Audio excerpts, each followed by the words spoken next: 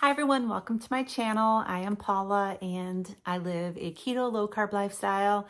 And for the month of November, I am doing a Keto 101 series, just talking about the basics of keto and sharing some of the things that I have learned over the past 2 years on eating keto diet. Hopefully helping some of those out there who are new to this. If you're not new to this, this is just consider it a refresher course. Today, I'm just going to spend a few minutes talking about some of the foods that I eat on a ketogenic diet. I have well over 200, last time I checked, what I eat in a day videos, and they are down under this video in my playlists. If you go to on your computer or on your phone and you scroll down, you will see different playlists that I have, and one of them is what I eat in a day videos. Basically, just videos where I film throughout the day what I'm eating, and you can get a lot of ideas from those videos. From my cat is on my lap if you see a little tail twitching around. But they're you can just watch those to kind of get some ideas on what I eat. But if you don't have time to sit and watch all of those, I will just tell you in this video a condensed version of what I eat in a day. So basically, I eat clean, whole, one ingredient foods that are meat-based. My keto diet plan is meat-based. That is the focus of every meal that I eat throughout the day is meat-based. When I first started keto 2 years ago, it was really a big mix between meat and salads and vegetables and that kind of thing. And the more I do this, the closer I get to meat being my biggest portion of anything that I decide to eat during the day. And I think I just decided over time, as I was starting to count and weigh and measure all of my foods and calculate the carb counts, I have steered more toward keeping my carbs as low as I can get them. And really, meat is the most nutrient dense foods, and it is the lowest in carbs food group. As I've calculated and kept track of my meals over the past 2 years, I have decided, now sometimes I will just on occasion have a nice big grilled chicken salad, like from a restaurant, especially if there's not very many keto items on the menu. But I have decided over the couple of years I've been doing this, that the carbs that is in a big salad is not worth, I eat that big salad, and to me, it's not as filling, as satisfying as a ribeye steak. So I would rather, hope I'm explaining this right, I would much rather eat a meal that's going to be the lowest in carbs, that is more nutrient dense, that's going to be more filling, more satisfying, versus eating a giant salad, which is good, and I do on an occasion, with a little bit of grilled chicken on top, and be hungry in just a couple of hours. And I feel better physically when I eat meat-based. I eat meat. I like beef. I like chicken. I like pork. I am not a huge seafood fan. I really wish I was. My husband is, and I make him fish on occasions, but I just can't bring myself to really like seafood. Seafood would be great on a keto diet. So if you like seafood, now you have to watch the breadings and stuff that people use on, if you go to a restaurant and you order like breaded cod, for instance, they're going to use a flour-based, grain-based breading. You don't want to do that. I have over on my website a crispy breading recipe, and I made Ed some cod last night that he said it was so good. And so you just have to watch the breadings on the seafood. But other than that, dipping that lobster in butter and all of that is really good if you like it and you're on a keto diet. But I basically eat beef, chicken, and pork. for my meat options. So I do like to have some vegetables once in a while as a side. I do love pickles. Pickles is one of my favorite little sides on my burger patties and all of that. I do love onions. I try not to overdo it with the onions because onions can add up in carbs if you do a lot of them. I do like green vegetables. I like green beans. I like Brussels sprouts. I like asparagus. I like all of the lower carb vegetables, but I just don't eat as much of them as I used to because, again, when it comes to adding up the carb counts, I think which is more worth it, having the side of vegetables or having a little extra beef and feeling a little more fuller, because we do intermittent fasting and we have a long fasting window. I want to make sure that I'm getting enough to eat during my eating window so that I don't get hungry. And meat is what really helps me to not be hungry for a long time. So that is really why I choose to have meat as my biggest portion. I do have some vegetables as garnishes or sides just about every day, but they are just smaller. So I have nothing against vegetables. If you want to eat vegetables, lower carb vegetables, and you're new at this, you can definitely include them into your meals, but just make sure that you're keeping track. Now, I personally count total carbs in vegetables. A lot of people don't even count the carbs in vegetables. And some people count net carbs in vegetables. I personally count total carbs because that's just what I do. And if you want to count them as net carbs, or if you want to count them as no carbs at all, it is up to you. And if it works for you, that's great. I'm not going to knock you for it. It's, you got to tailor this to work for you. But I do recommend, if you're starting this and you're wanting to follow my plan, to count them as total carbs, and they add up quickly. So it makes you back off a little bit, and it makes you rethink the way you're filling your plate. I do have a video in this keto series that talks about how your body prioritizes what it burns, and it will burn the carbohydrates from vegetables or any other carbs that you're eating before it gets to your body fat. When you think about your body burning those veggies off before it burns off your body fat, it really makes me more centered on eating less of that. Now, maybe when I get down to where I don't want to lose any more weight, I feel like, I'm at my goal, I may start incorporating some more vegetables back in, because I'm not going to have a lot of body fat that I'm going to need to burn anymore. I definitely will not be going back to eating grains and wheat and all of that, because I know I will put the weight back on. That's how my body works.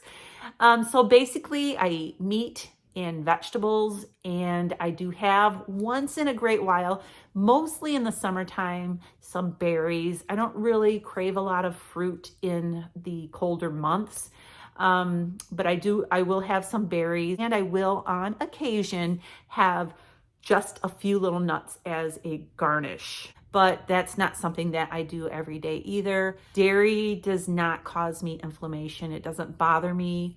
Now, would I lose weight faster if I wasn't eating the cheese and that I eat? Probably so, but I'm happy with the rate, the speed that I am losing weight. I have backed off on as much dairy as I used to use. Like I measure out my heavy cream that I put in my coffee now. I don't just dump it in because it adds up quickly, the carbs do. And cheese, I actually measure it out now, because I used to really top everything with lots and lots of cheese. Well, now I am measuring it and just, making sure that I'm not overdoing it, because you can overdo dairy, you can overdo cheese. But I do include it into my diet. I do like to have Greek yogurt once in a while.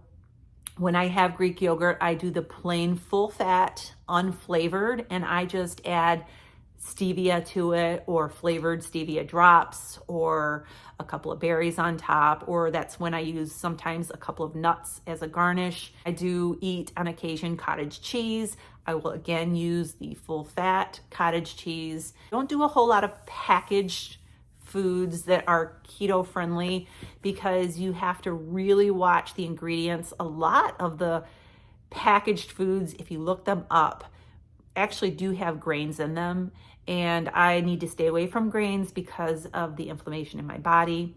I get very easily inflamed when I have anything that has any kind of grains in it. And also maltodextrin, hidden sugars, that kind of thing is in a lot of packaged foods. I do buy packaged foods. I buy protein powder that's in a package, but I make sure I read the label. I like the Prime Protein by Equip. I like the Egg Life wraps.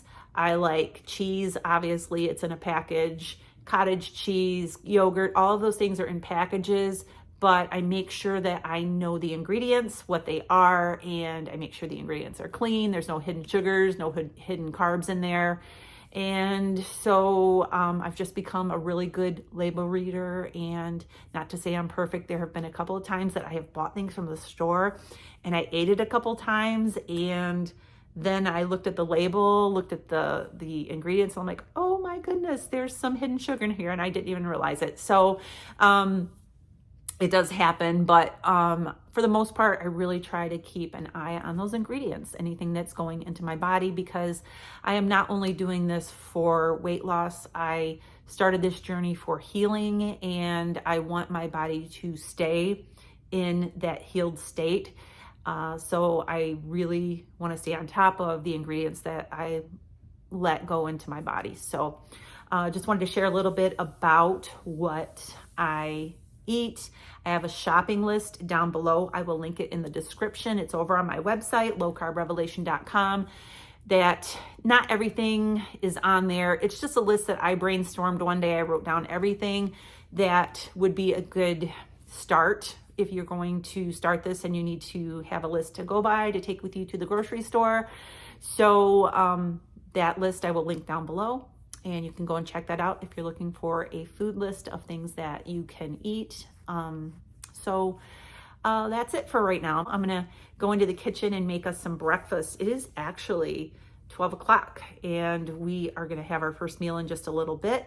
I'm gonna be making protein waffles, and I'm using Prime Protein for that. I have a link that I will put down below for the recipe for that. That's over on my website. November is hunting season here in northern Michigan, and my husband Ed, he is a hunter. He is not hunting this year because of this injury that he has right now with his leg, but he told his hunting buddy that comes up every November and stays with us to come on up and stay with us, and you can go out and hunt and come back in and tell us your stories. And so he is here right now, so that's kind of cheering Ed up, just having one of his buddies here.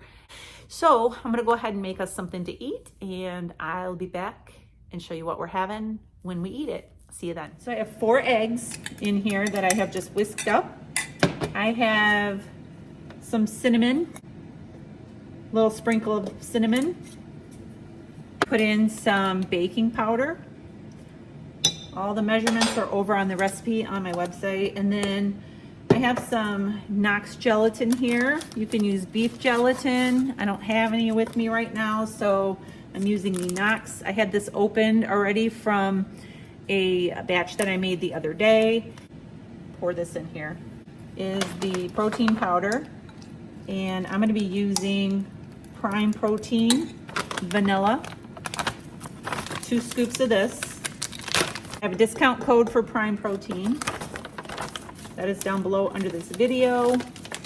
And so let's get this stuff back here. All right, so you're going to want to whisk it until it is a waffle-like batter consistency. You can also, if you don't want to stand here and whisk this, you can put it in a blender. All right, this looks good to go. I'm gonna go ahead and make some waffles with this. And then I'm gonna show you how I make my butter syrup. It's actually not my idea, it is my daughter-in-law's idea, but it's really good. So I'm gonna show you how we're gonna do that. in just a few minutes. All right, so this is how I make the syrup that we're gonna put over top of the waffles. I just take some butter. The recipe for this is actually over on my website as well. A lot of the recipes that I use are generally over on my website, but you're gonna melt down some butter. I'm just doing, I don't know, maybe 4 tablespoons of butter here. You add a little bit of vanilla extract.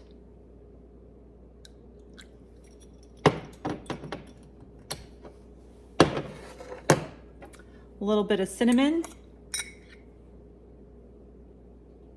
And a little bit of powdered sweetener. You can use regular sweetener for this, but the powdered sweetener, I find that it helps it to be a little thicker, almost like a syrup, but not quite as thick.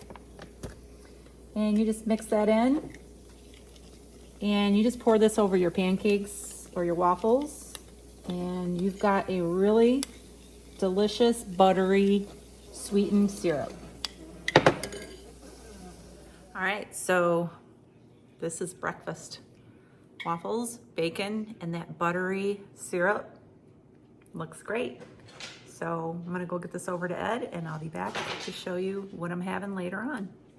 It is almost 5 o'clock and we're having dinner. I made some steaks tonight in my Z-Star Air Grill. These are T-bone steaks, and I ended up making some green beans with mushrooms. I just opened 2 cans of green beans and 1 can, the little mini can of the sliced mushrooms. And I put it in a bowl, heated it up, put some butter on top and a little bit of farm dust seasoning. Hold on. This is farm dust seasoning. I got this from a local Amish store, and they also have this on Amazon. This is really good. So I thought that the guys would like it with green beans and mushrooms. And so this is Ed's plate, and he is having salad with ranch dressing on top. This is lettuce, cucumber, cheddar cheese, and tomato, and then ranch dressing. And I am having a steak. It's still over there. I'm not gonna do the green beans. And then I'm having a little bit of salad, and I made my own dressing today. I'm gonna try this out, and if it's good, I'll put it over on my website for a vinaigrette. It's like a lemon and olive oil blend. And so I wanted to try it, so I'm gonna have that on a little bit of salad, and that's what we're having for dinner tonight. So I'm gonna be having, since we're having dinner a little earlier, I'm gonna be having a cup of decaf coffee after I am done with dinner, and then that's gonna be it for the rest of the night. So I'm gonna go ahead. I hope you enjoyed this video. Make sure you subscribe, give us a thumbs up. My steak is done. I'll see you really soon. Have a great day, and God bless.